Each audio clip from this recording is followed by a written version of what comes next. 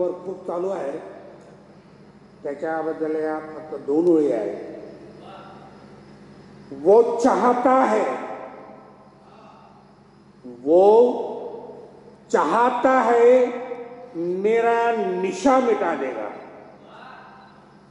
वो चाहता है मेरा निशा मिटा देगा, मगर ईवीएम को बाजू में रख तेरे बर्बादी का तमाशा तो खुद देखेगा। ईवीएम को बाजू में रख तेरे बर्बादी का तमाशा तो खुद देखेगा। धन्यवाद।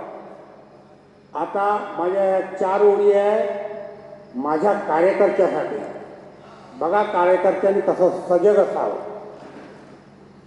कधी कधी जिवलग मित्रालाही मनातल्या काही गोष्टी सांगायच्या नसतात। कधी कधी जिवलग मित्रालाही मनातल्या काही गोष्टी सांगायच्या नसतात। कारण काय, आपली साधी भोळी माणसं कार्यकर्ते आळ नाही बघत, ताळ नाही बघत, कुठेही ओकून देतात।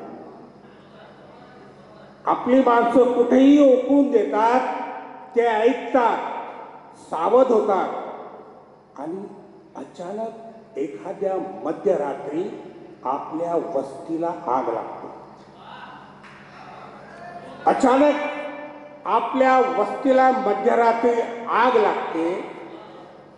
म्हणून आपणही आता डावपेच खेळणं शिकलं पाहिजे। पोटात एक पोटात दुसरंच बोललं पाहिजे। कुठेही बावचळ बोलण्यापेक्षा कोण काय म्हणतो कान टवकारून ऐकलं पाहिजे आणि एखाद्या मध्यरात्री त्यांचीही वस्ती हादरली पाहिजे। एखाद्या मध्यरात्री त्यांचीही वस्ती हादरली पाहिजे। माझी 4-5 लाईनची एक कविता आहे, कार्यकर्त्यासाठीच आहे ती। काय कार्यकर्त्यांची आपल्या परिस्थिती आहे त्याबद्दल ही